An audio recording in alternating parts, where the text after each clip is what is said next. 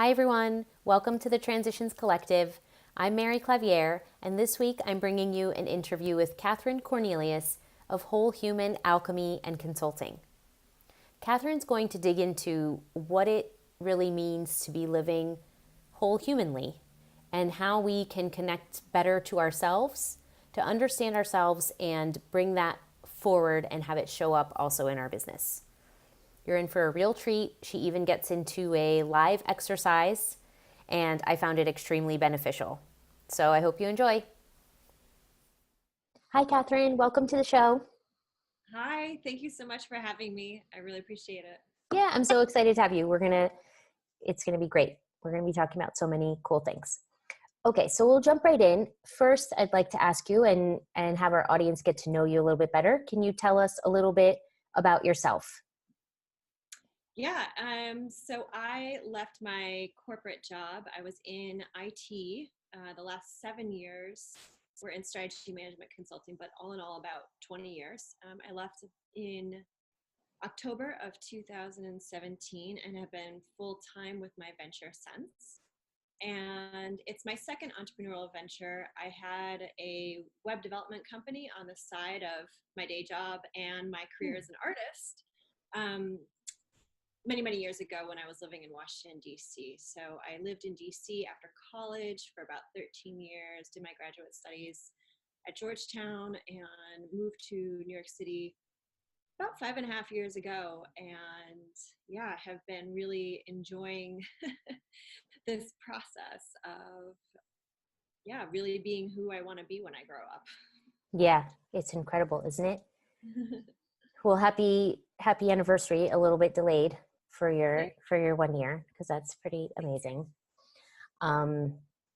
Great. Okay, so can you tell us, so you now work in quite a different space, or you've connected much more to your art side, human side of things.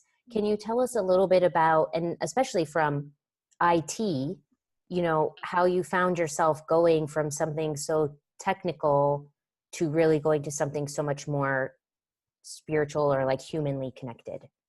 Yeah, for sure. So my move to IT was because I changed majors. I was going to be a biology major, Hmm. studied genetics, and I wanted to be a gene therapist because I want to help people. But then I realized most of my life would be in a lab. And Hmm. ironically, I found myself in IT where I was behind a computer and I was programming for the very beginning part of my career, but then moved into education technology during the Okay. dot-com boom. That's Hmm. what brought me down to DC.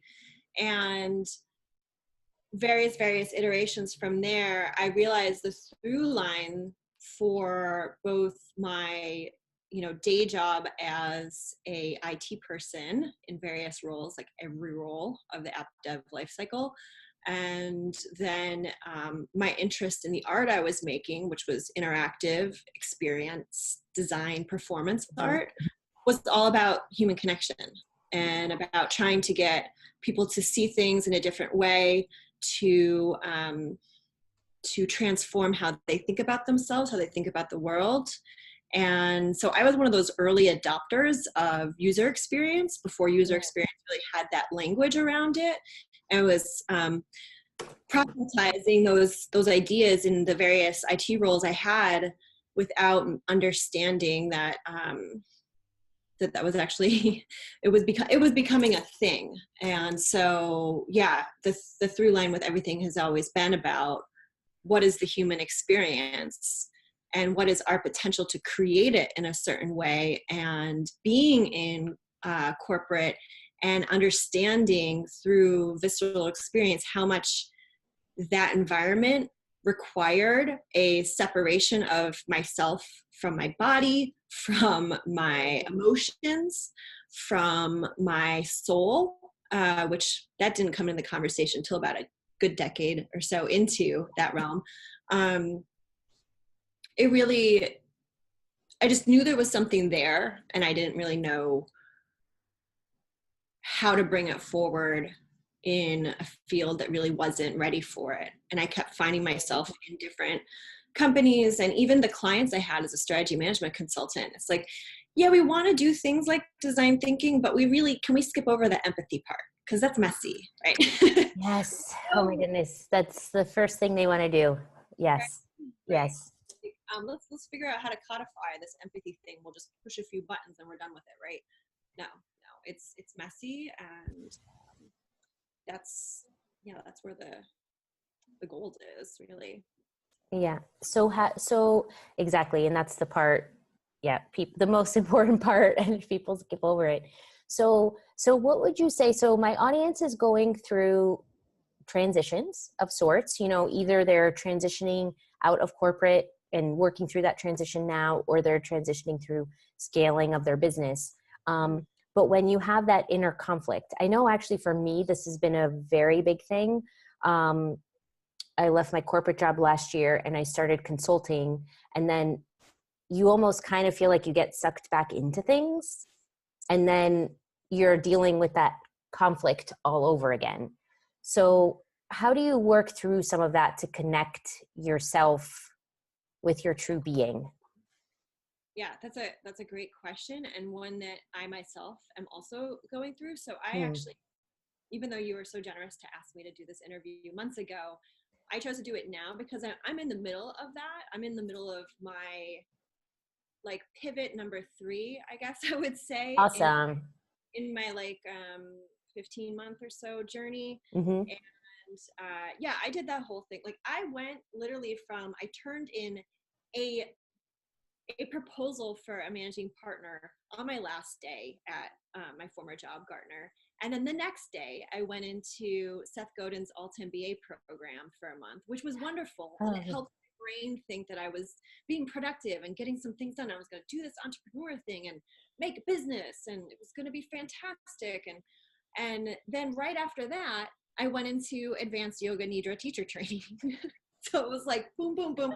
I didn't take any time to really sit back and be like, who is Kathryn Cornelius? What does she really want to do? I mean, I had the inspiration for this business when I was beating my head against the wall over and over, literally doing what I love. I mean, I love consulting. I love helping people, do the work I like, and I also like difficult situations. Some of the clients and environments I worked in were really hard, like they were locked down and never going to change, but I was there to try to be that change management person. So yeah, I came up with this. Became a hashtag. It was my rallying cry, my final death throes of my corporate life before I quit, and that was live whole human. And so it's like, yeah, what does that really mean, Kathryn? You created this business called Whole Human Consulting because I didn't want to give up the consulting part, because that was very much attached to my ego, and I didn't want to throw away my 20 years and my graduate degree and all of these things that meant so much to my identity. But then I realized as I go on and on and on with it, there's deeper things there. So for me, what I have been going through is really going further under the hood and doing the work that I could say I wish I did, right after I quit my job. But no, I was running 1,000,000 miles a minute. You can't just slam the brakes. You're gonna hit something and it's gonna be awful. So I kept sprinting, and then eventually I just slowed down, and then took a couple personal retreats in the fall where I went deeper into myself. And now I'm doing it again here at the start of this new year, to really draw out what it is that I really want to be doing. Because like you said, you can get sucked back into those previous things. I mean, I did a gig with my previous employer. mm, It was great for the bills, but did I really take the time then to get closer to what I'm doing now? No. So it's trade-offs. And I would just say to people, take time. Yes, do little things that, help the brain feel like we're not going into complete disaster zone and like the whole world's been blown up, which in essence it is, right? When we quit, because we're literally facing changing our identity, changing our whole self-concept. Honor that. Honor that. It's going to be messy. Have support, people around you, work with a coach, a therapist, go connect with people like you and these sort of resources to have that community around you, which I didn't really have. I had it in the Alt MBA, but then I didn't realize how much I needed it, you know, until like probably the last few months. And when I started up with Dreamers and Doers, but yeah, those would be a few of my tips, just taking some time to really go deep within. And that looks like, right, because everyone says, oh, just go within, but it's like, Right. That was going to be my next question. Yeah. but if you've been trained, like so many of us in society, to have our external circumstances validate our internal being, and then here we are, and it's like, now I'm having to create something external from my internal being. How do I negotiate that? That's Yeah. exactly the work I do with clients, because it's hard, and there's no book, there's no rules, there's no right way to do it.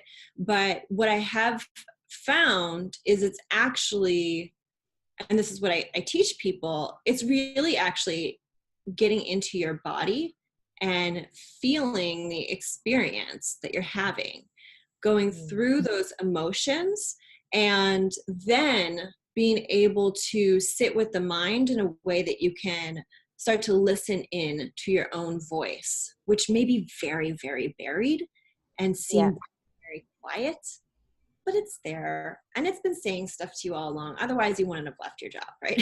Right. Right. This idea that you have, and now you're, you know, bringing it forward in the world. So it's really working with the body and the biochemistry of what it's like to make these big changes, because you can't just make them from up here. It is about the whole human. It's about connecting to the heart, the gut, the nervous system, retraining the brain and the nervous system to be able to handle these times of expansion, which when you leave a job, it's a real, you know, push right into the fear zone and into the limbic system, which can keep you running in a loop of story about yourself that can then be like, my teacher explains it to me as, you know, it's like you have the gas pedal and then you hit the brakes, and then you have the gas pedal and then you hit the brake. So working through that period of time where you're retraining your brain and nervous system to understand that a new concept of self is safe, that's that work that is very real. And it's the kind of work that you need to do to move away from things like self-sabotage, from perfectionism, from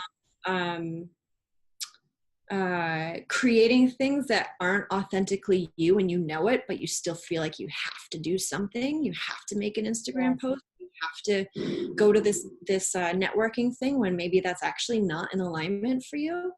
So taking time to understand what is your true alignment is how you can create what it is that you're here to create, because we're all here to create something that expresses our unique experience, and not just to express our unique experience, but to really be a part of the global conversation.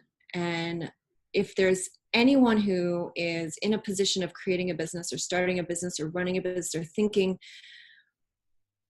what else can I do? Please, like, consider the notion of service. How am I being of service to the world? Not just with, you know, making something and putting it out there and making sure I get the rounds of investments and things like that, but really, what am I contributing, and how am I contributing it? Am I contributing it in a way that is for my own bolstering of my ego and my identity and sense of self-value and worth? Or is it something that I can truly say is for the good of humanity? Yeah. I think so many of us are called to be entrepreneurs because we have that bit of that iconoclast, that maverick, that part of ourselves that sees there's something has to be done here. And I'm laughing at that because I literally made this artwork once right during being in DC, you know, very obviously I'm right there by the White House when I was living there. And so it was during a very politically charged time, and it was like this thing, I was like, something has to be done here.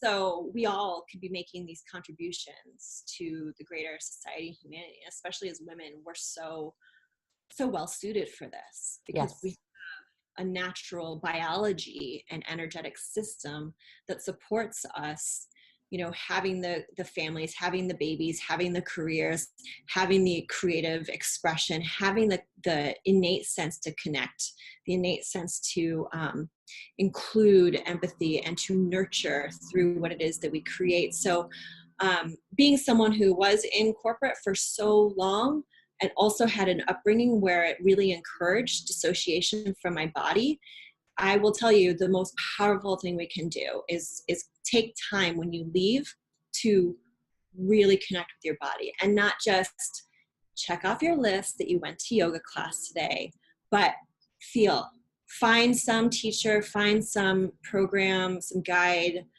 where you can literally like connect to that nervous system, because otherwise you will find a bit of that gas and break. And there's no problem there. You know, we all have this challenge before us, especially with all of our devices and other things that are taking us away from our bodies besides the roles that we play in life. So it's not impossible, and it's totally worthy work, and it's just as valid as going to that networking event. Yeah. Or creating that new offering and figuring out your Facebook ads and all those things. It's even more powerful because you will be fueled by that to go do those other things, but do the ones that are more in alignment with what you are meant to be doing. Absolutely, because I think so many of us understand what it is that we want by experiencing the opposite, right? So we'll experience the exhaustion, we'll experience the suffering, the pain, and then we'll add to it because we're like, why can't I just keep going? Why can't I, do more? It's like, maybe if you're getting that exhausted from something you're doing or from a client or from a thing, you don't have to do it. Right. We forget our own agency. Even when we leave an environment where everyone was telling us what to do all the time, for the most part, no matter what level of leadership we were at, to then really becoming our own leaders, sometimes it's also this step of like really stepping into that leadership role. Or if we're going to mention scaling, to scale and expand out even more, we need to be able to embody that greater expansion, that greater presence. And if we don't have a connection to the whole humanness of ourselves, the contraction that inevitably happens as we grow, right? Or as we birth something new, we know it from our own natural literal childbirth process, right? You need to expand and contract. Yes. Those contractions can be that much more painful when we don't have that that relationship with our own body that's nurturing. So do you there? This is amazing. There are so many things. I have like a million questions going through my head. So one question would be, so this kind of activity, should you be doing it after you leave something? Or what if you get the feeling of discomfort while you're in something, like while you're in a corporate job, or you want to make a change or a pivot, kind of like what you were speaking to before for yourself? Like, does it have to be at a certain time, or it's just like, just start the work as soon as you can? Yeah. Okay. We want to do a little exercise real quick? Oh my God, yes. Okay, great. Yes. All right. So we're just going to, with our eyes open or with our eyes closed, whatever you feel, you can just come into your seat where you are. Find where your feet are on the ground. If you're not on the ground, move onto the ground. Okay. Find where your hands are. I'm going to close my eyes. I'm going to close my eyes too. Okay. And people watching can close their eyes too if they want. I encourage people to do this both with their eyes open and their eyes closed, because let me tell you, I've done this in corporate meetings with clients to calm myself down. Oh my God. This is amazing. So, like, close my eyes in a meeting and be like, cool with your, mansplaining to me. Meanwhile, I'm like, oh my God, when is this guy going to shut up and let me talk, right? Bring your nervous system down very quickly and to start to create that somatic connection that's so critical for us to get to have a relationship with our bodies and create our own vocabulary of self-care that's not just a hashtag. We need to be able to come to presence no matter what our situation is. So not just in a perfect yoga room or on a meditation cushion. It can be in the corporate boardroom. So going back to the exercise, if you'd like, open eyes or closed. Find where your feet are on the ground and locate them in space. Feel into your feet. Lift your toes up in your shoes. Create that imaginary rectangle as if you could draw from the base of your baby toe to your big toe, to the inside of your heel, to the outside of the heel. Really press into that to feel the sensation of contact with the bottom of your shoe. And then allow yourself to release the pressing down and feel the sensation of the earth actually holding your foot there, this beautiful relationship of the ground and gravity bringing you to where you are. You don't even have to do a thing. And bring your toes down one at a time. And then find where your hips are in your seat. Bring your tailbone to slightly point down. See your spine from tailbone all the way up to the back of your neck. Straightening. Maybe slightly bring your shoulder blades together as you then identify where your chin is. Slightly raise your chin to counterbalance the Tex-Mex. And then find where your hands are. Then we'll take a breath in and breathe your breath into your feet as if you could feel the insides of your feet. And on the exhale, feel the space outside your feet, the space between where the skin and the sock, or the skin and the shoe, the ground, come in contact with the foot. So breathing in, feeling inside the foot. Exhale, feeling the space around the foot. Inhale, feeling inside each one of the toes, inside the muscles, the arch of the foot, into each toe. And then exhale, feel outside the foot. You can continue on like that. For time, we'll go into the hands next. So breathing in, feeling inside the big thumb, the second finger, third finger, fourth finger, fifth finger, feeling inside the whole hand. And then exhale, feel the outside of the hand, the space where the air makes contact with the skin. Inhale, feel inside the hand. And exhale, feel outside the hand. You could continue with your hands, but we're going to move up to the face, feeling at the top of the head and bringing our awareness to the forehead, space between the eyebrows, the right eyebrow, the left eyebrow, the right eyelid, the left eyelid, the right eyeball, the left eyeball. Relaxing the micro muscles at the sides of the eyes.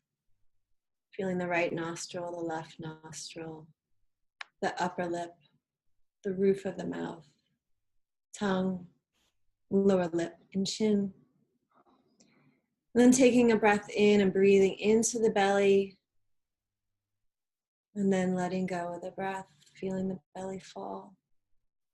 Inhale, breathing into the belly. And exhale, releasing the belly. And then gently bringing the eyes open, coming back into the space that you're in. So, so cool. Yeah, and it doesn't take anything fancy, and I'll explain it to you. So what we're doing here is there's you can Google this. the diagram of a homunculus man. It's a drawing, I think, from the Enlightenment, but it basically shows this man, this cartoon man, where the feet are really big and the hands are really big and the face and the nose and the lips are really big, because it represents where the bulk of our nerve endings are. And so when we're bringing our attention, anywhere we bring our attention, our energy goes to that place. And that's why we can think of things like, I'm manifesting something because I'm bringing my focus and my attention here, right? The opposite, I feel so exhausted because my attention's multitasking on Instagram and Facebook while I'm conference calling, while I've got like a dog I'm trying, or a baby or whatever, so all the attention out here, right? So this little practice here brings us into the places where our major nerve endings are, the bulk of them. And by bringing our attention and energy there, we're literally allowing them to relax and dip into our parasympathetic nervous system, which is the opposite of the stress, fight, flight mode, the sympathetic nervous system. Parasympathetic is our rest and digest phase. And that's the piece that we really don't get a chance to do, because in corporate, we're so against natural rhythms. It's like every quarter we need to be producing. Never mind that, in winter, especially for us that live in the North, Q4, it's like the opposite thing. We don't want to be creating anything. We just want to hibernate in our jammies and our Snuggies or whatever with our cocoa. So, but we've got to close all these deals by the end of the year.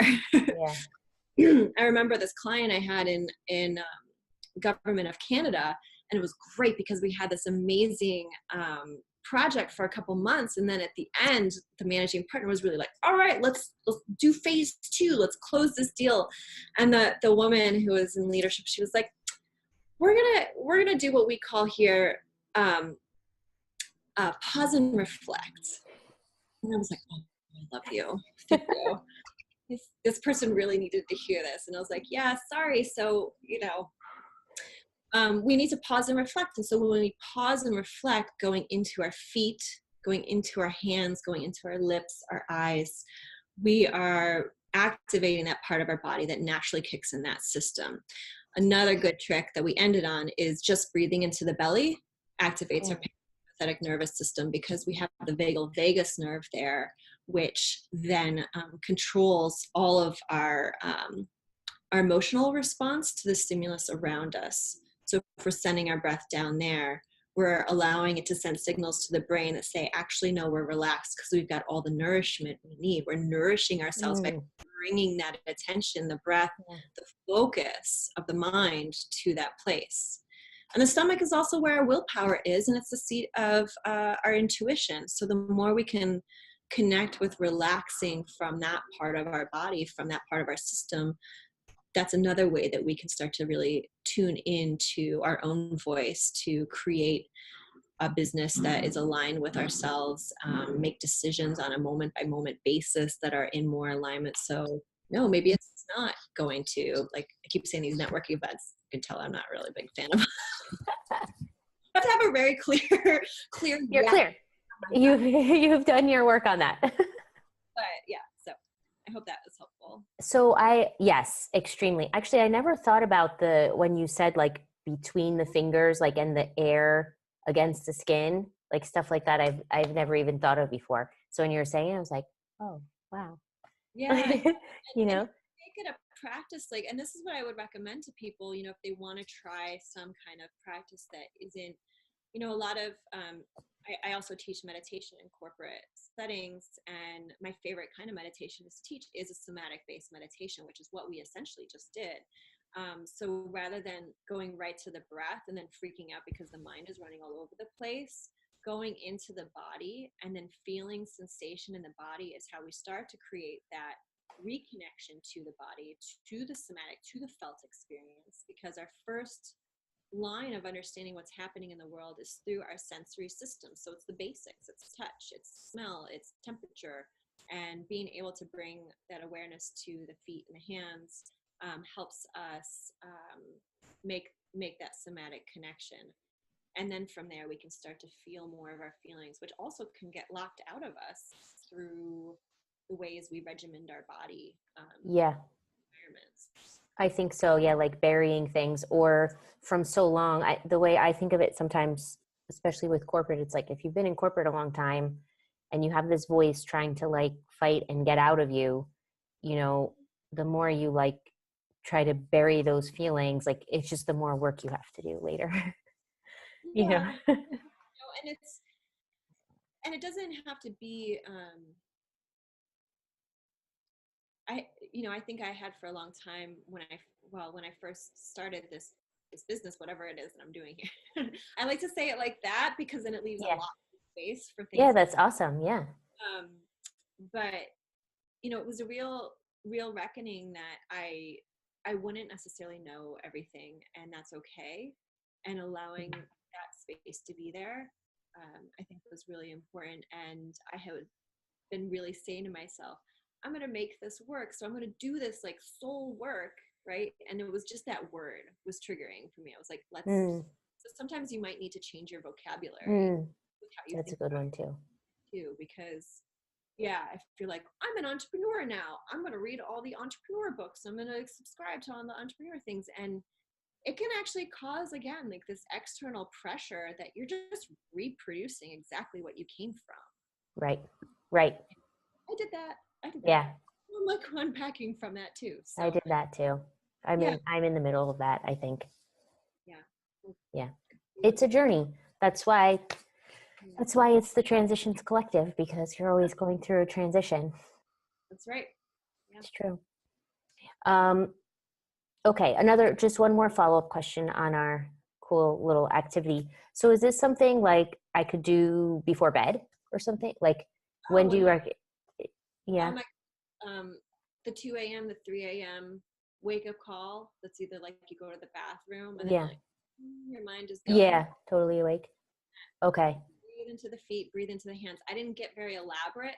You can get Yeah. really elaborate. Like the teacher who I learned this from is Reggie Ray with Dharma Ocean. So if you want to look him up and find his meditations, go for it. But you can breathe into the inside of your thumb, like Wow. every little spot, and Yeah. really. And then the cool thing is you start to feel the notion of hand disappear, which is Wow. actually allowing you to feel into the vibrancy of your own aliveness, which is Whoa. right. I know that sounds, Magical. and it kind of really is when you start to Yeah. feel it tingling because you're bringing your attention there. And then you start to realize, I am alive. And then you start to make like these Yeah. different decisions for yourself that support your aliveness, aka support your thriving. So you make different choices that are more adaptive for your health, that are more adaptive for your social interactions, because you have a greater awareness of your own presence and aliveness. It's a little abstract Wow. sounding right now, but it's Yeah. the gateway. And if and I always share with my coaching clients that you know I was a big skeptic of a lot of this. For the longest time, I was like, I'm not going to meditate. My mind is too crazy. Da, da, da. Mm. And I honor that because I know what that's like.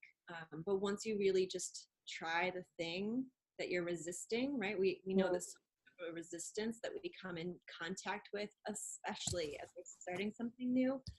That's where the juice is. That's where the gold is. And just because you brought this up before, the emotions, the experiences that we suppress, whether it's the expression of our voice in a corporate setting, or some memories or some traumatic events that we've had from our past that could come up as we start to really go deeper within ourselves.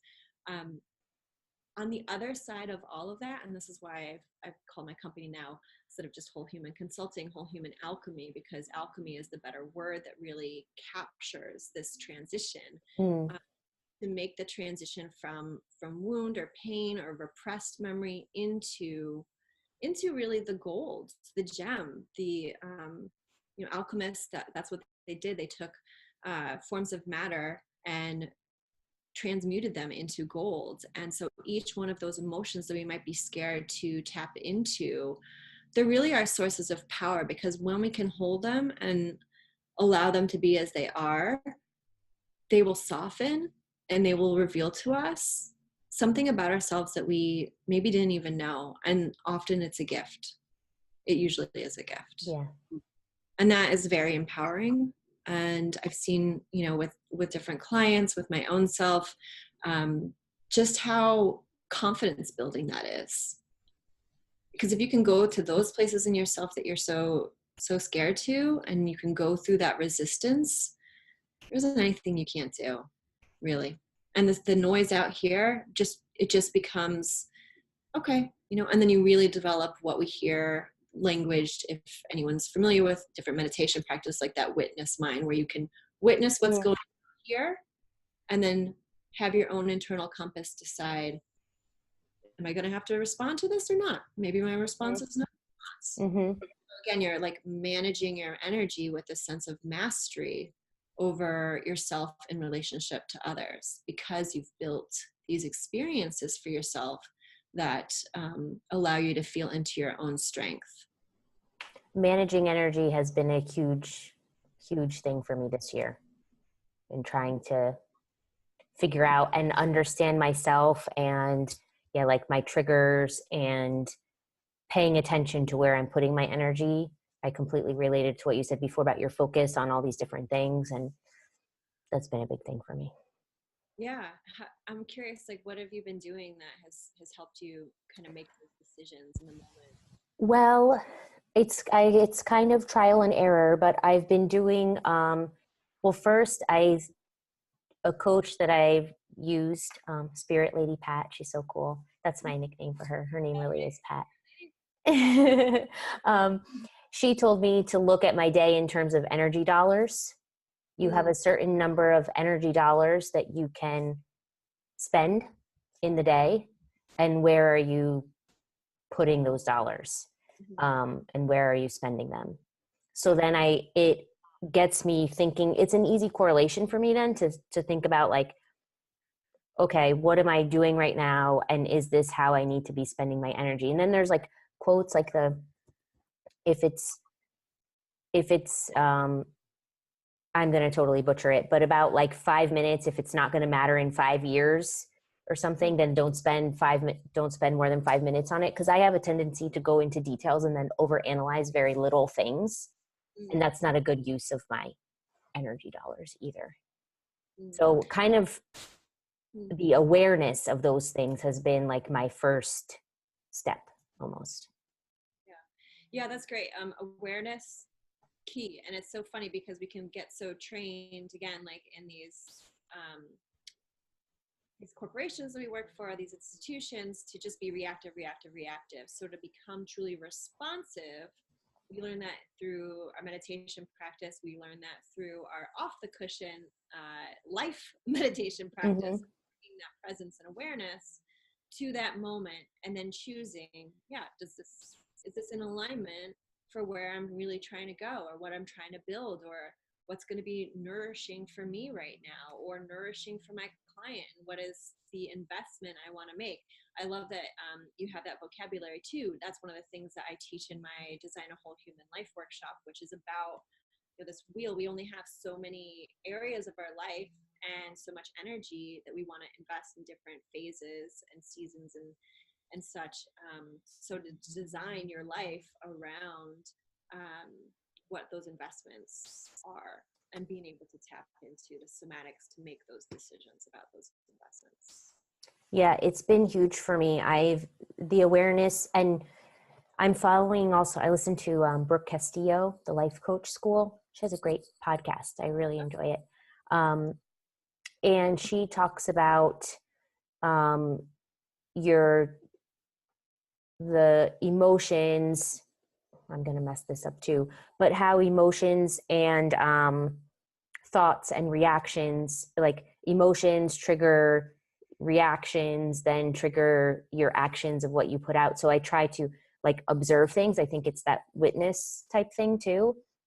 Like if my first instinct is like, oh, I'm angry about this, or I'm stressed out about this, I think about, okay, why am I reacting that way?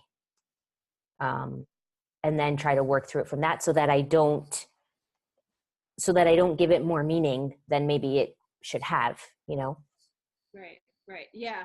And I would say like the watch like the level of story that you add to it, and then step back and just, you can do it really basic and just be like, is this creating more fear or more separation, or is this creating more love and connection? Because Yeah. ultimately what we be creating from that feels the best for us and is better for the world in Yeah. general are interactions, situations, reactions, responses that are about restoring a situation to a place of love, a place of connection, rather than reproducing fear and separation. Yes. Amazing. You're incredible. Okay, I have one last question before we start to close out, that I ask all of my interviewees. What skill from corporate America has helped you the most as an entrepreneur? Oh, okay. Well, so yeah, I think I think it's kind of hard for me to answer, because the more I get aware of like what my innate skills are, I'm like, oh, it just happens that I got to demonstrate this a lot in Mm, corporate. mm, But mm-hmm, I say I'm so grateful for my first job out of college was working for Blackboard, and it was like way back. I think I was employee like 44 or something like that, and I created the internal training program for everyone to understand how to use the software before they were trying to sell it or support it. mm. And then I got to move into a role where I was teaching professors how to use it. And I just remember like I got the opportunity to take this was before social media was a thing, and they had created this product that was about social connection, and I got to like just invent this workshop for 500 people at 8 a.m. at the start of the worldwide conference on how to use this thing called a portal. This shows you how old I am, but it was awesome. I think like I I don't think I think I've always been a speaker and teacher. I know that about myself, Mm-hmm, but I had such great opportunities to mm-hmm. speak, to hone my craft of teaching there, that it became like a no-brainer when I was later teaching as an academic professor, and then leading the kind of workshops that I do today. So yeah, I'm most grateful for those opportunities. That's Um, but I want to add to it though, being an artist while having this IT life, they're cross back and forth. And I actually wrote my thesis on the relationship of being an artist and an entrepreneur and how they're so similar, because you have to have the same qualities of being a bit of a maverick, being a bit of a rebel, and harnessing that creative energy in a way that's very much like, I'm willing to stand here out alone and do what I believe in. And I think that we all have that in us. There's something about us that we want to share and express. And it was in more of the obvious, I say obvious because most people think that in the art setting that I felt like more free to express myself. mm-hmm. So it's those combination of the two, like the platform and the opportunity to speak in ways that I couldn't at my day job. Yeah. No, that's incredible. I like that perspective too, that it was something in you that you were able to do more of and eventually like helped lead you to where you are now. Yeah. Amazing. Kathryn, thank you so much. So before we close out, I just want to ask, where can everyone find you if they want to learn more about you and your company? Yeah, the best is Instagram at Mm-hmm. Kathryn Cornelius. So that's KTHRYN.CORNELIUS. No relation to Don Cornelius. But then you can also go to wholehumanconsulting.com. And because I mentioned I'm in this process of kind of reconfiguring Mm-hmm. things. That's the best domain right now, but really Instagram's best. Okay. Yeah. We'll put them in the show notes. And then if anything does change or you tweak anything, we can update it too. Okay. We're flexible like that. Kathryn, thank you so much. This was fantastic. And thanks for the activity too. That was very cool and unexpected. Thank you. Thank you. Yes. With that teacher hat. Yeah, no, that's awesome. I love that. So I hope this was helpful and it was useful for people in some way. And I thank you so much for the work that you're doing in the world, because it's truly Oh, with you that you have a passion about this and a curiosity, and it's so critical. thank you. Yes. I feel like now, definitely on the entrepreneurial journey, I try to do this in corporate too, but I'm even more able to learn new things, and like explore. So it's been really cool. Great. Thank you so much. Talk to you later. Okay, bye. Bye. Hi. Where do I even start with Kathryn's interview? She covered so many great things, and I really find it refreshing to talk not only about business, but the science behind spirituality. I really enjoyed that she jumped right in and talked about some of that inner conflict that we might feel of what society has told us and conditioned us for versus potentially what our heart and our soul are telling us in terms of our purpose. So I found that really interesting, especially if you do have that conflict, if you feel like you're not aligned at the moment. And also the description of contraction and expansion and how you have to go through seasons of both. I really enjoyed that. I think it's especially important to take time for yourself and really understand what you're going through. I am very passionate about this because it's part of why I formed the Transitions Collective.